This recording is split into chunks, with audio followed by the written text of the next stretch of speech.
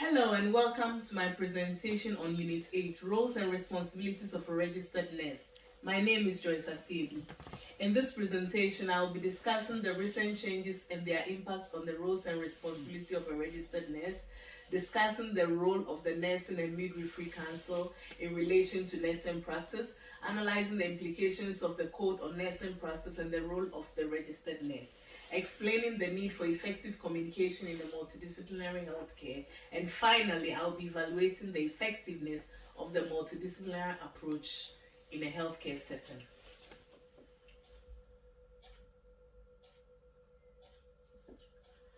Definition and brief history of the origin of nursing. What is a registered nurse?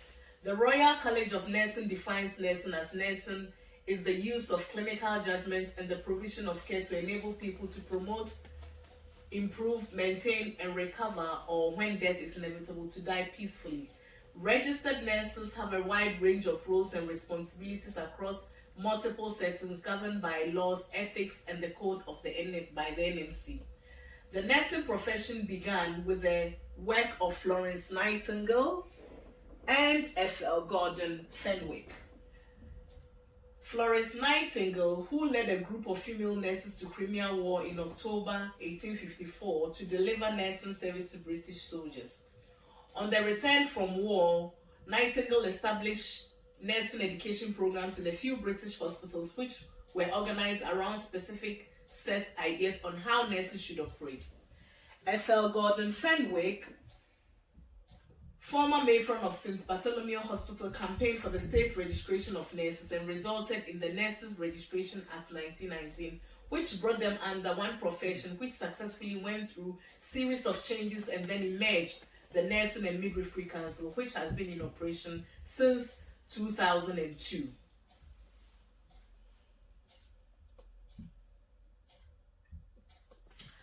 So, recent changes or impact of roles and responsibilities of registered nurses. There have been many changes in healthcare over the years, and it had been impacted on duties and responsibilities of nurses.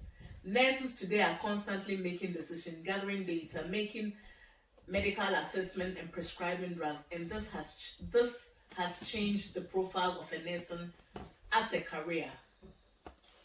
These changes were triggered by political, economic, social, technological, organizational, professionalism, and policy.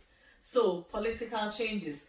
The NHS and the Community Care Act 1990 gave nurses more responsibility for business procedures and budgets, including management. The Patient Charter introduced in 1990s gave patients the right to a named qualified nurse, midwife, or health visitor responsible for their nursing career. This made health professionals more accountable for their job and enabled them to be trained properly to become efficient and competent in their roles.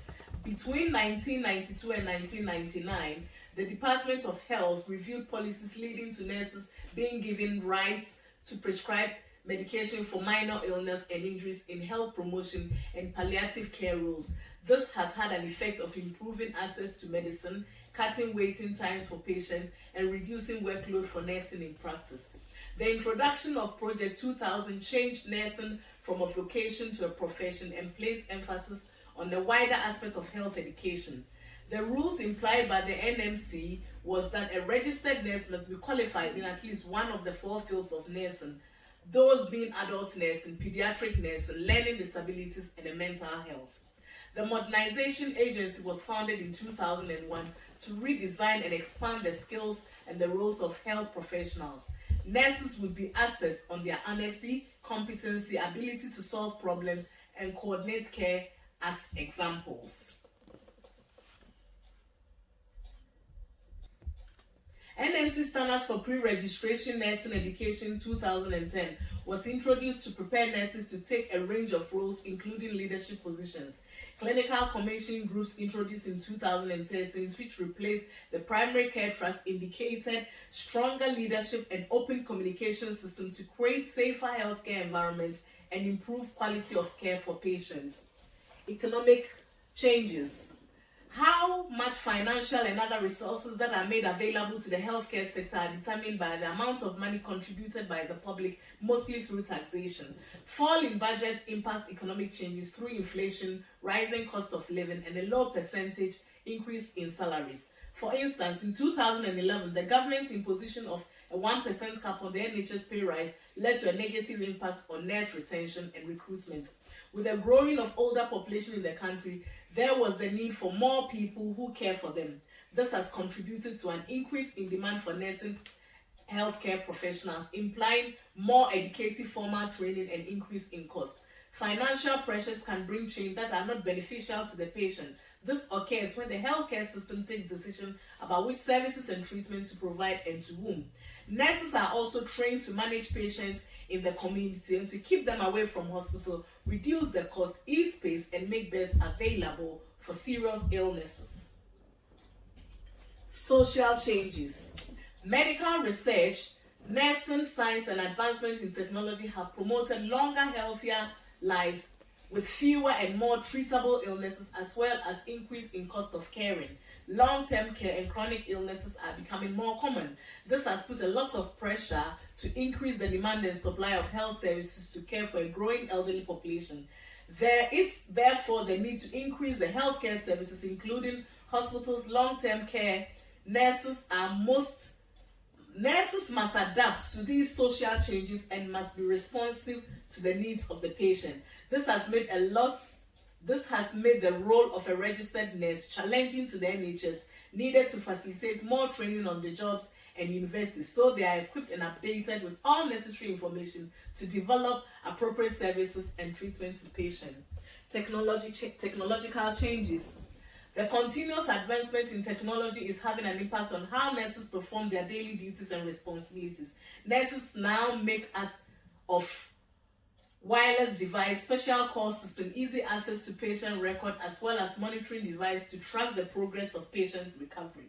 It has created new nursing specialties and roles. Some of these specialties include telemedicine nursing and nursing informatics, and these specialties have grown over the years. However, technology has made research more expensive.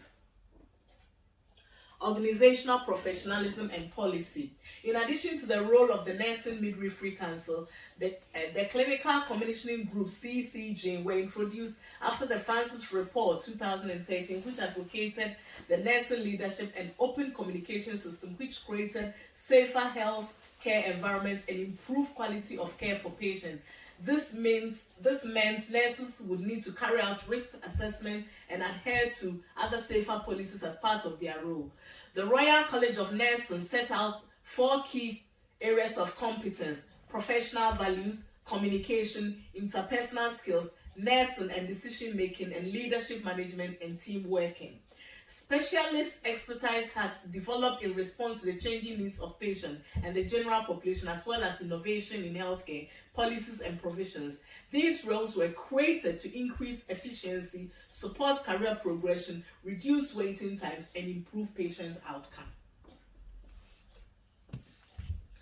The role of Nursing and Midwifery Council, NMC. The Nursing and Midwifery Council is a regulatory body for nursing and midwives in England.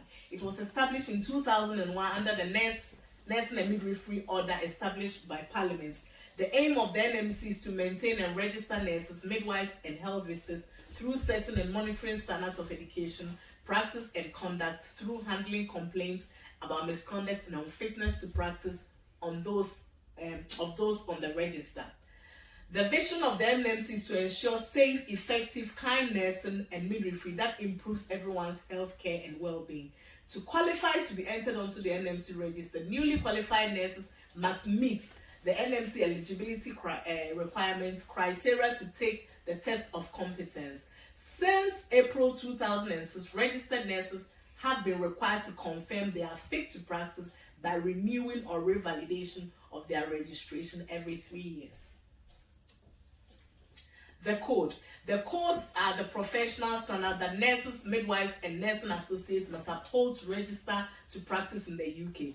The code, originally created in 1950 and revised in 2015, is to ensure exceptional standard in nursing, and it is the law when operating professionally around any patient.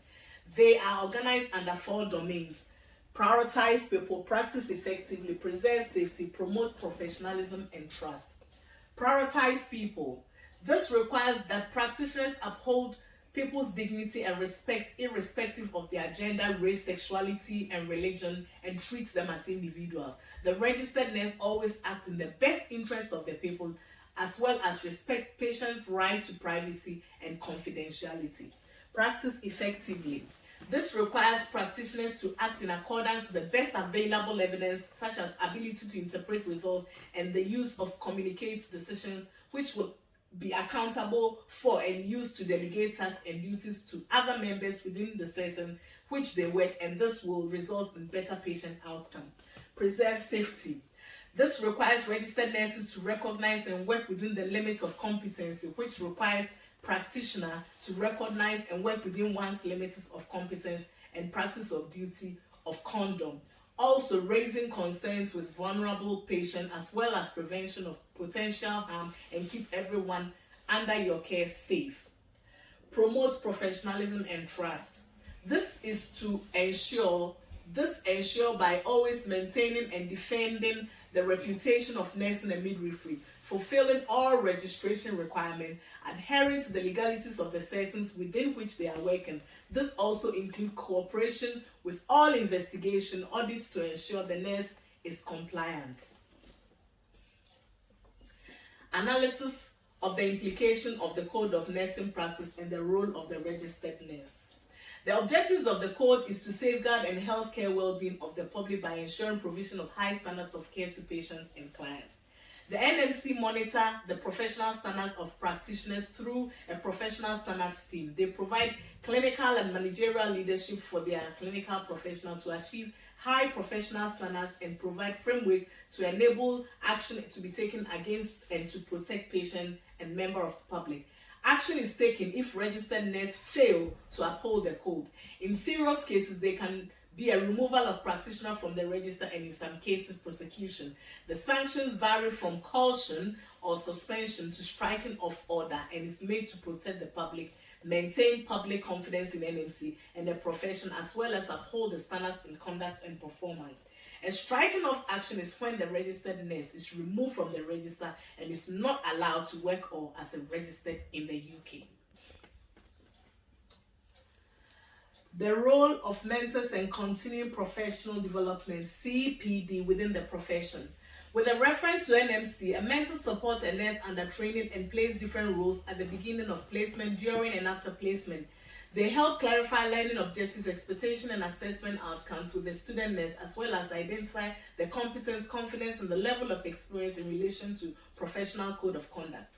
To support nurses to keep up-to-date training so they can deliver quality of care at their place of work, NMC requires nurses to undertake 30 hours of CPD, relevant scope of practice in 3-year period. 20 hours must have included participatory learning such as attending conference, taking part in workshop, coaching or mentoring in a specific skill and group, meetings outside of everyday practice. It allows individuals to continually upskill regardless of their age, job, or level of knowledge. In addition, the activity stops practical and academic qualification from becoming outdated, allows individuals to identify any knowledge gaps, and gives professional an opportunity to progress to a new specialism, and also helps individuals prepare changes and improvements. The aim of CPD in healthcare is to ensure that both quality of patient care and depth of healthcare professional knowledge grows over time. The role of clinical governance. So, within clinical governance is also framework through the NHS organization accountable for continually improving the quality of the services and safeguarding high standards of care. So, clinical governance includes clinical audits, education, training and development, clinical effectiveness, information, experience and involvement, staffing and staffing management, and risk management. Experience and involvement. The competence are interconnected, and these competence are interconnected and they work together. They provide a framework to ensure these things that make positive difference in quality of care. Nursing leaders and practitioners utilize these areas of clinical government to achieve optimal patient care, pursue continuous improvement, and effectively allocate resources. So the key benefits of the clinical governments are individual and team reflection, open and participative climate where sharing of good practice are valued, routine engagements with the public and users, and working as a multidisciplinary team.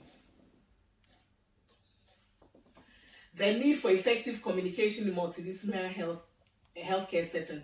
MDT, multidisciplinary team, is a healthcare setting comprises of doctors, nurses, social workers, psychologists, occupational therapists, and psychiatrists. These work together in specialized fields to make decisions regarding treatment of patients. It covers primary care, secondary care, community care, social care, and mental health services. Effective communication in a multidisciplinary setting is essential for timely and effective operation. Many errors can occur in delivering patient-centered care without trust and communication. It helps healthcare administrators and healthcare practitioners to share information ethically to ensure and protect a patient's confidentiality. Also, healthcare professionals can help patients feel at ease and encourage them to disclose relevant information. Consequently, effective communication builds positive work culture where health professionals share and understand the values of healthcare organizations. Establishing clear and effective channels of communication is important.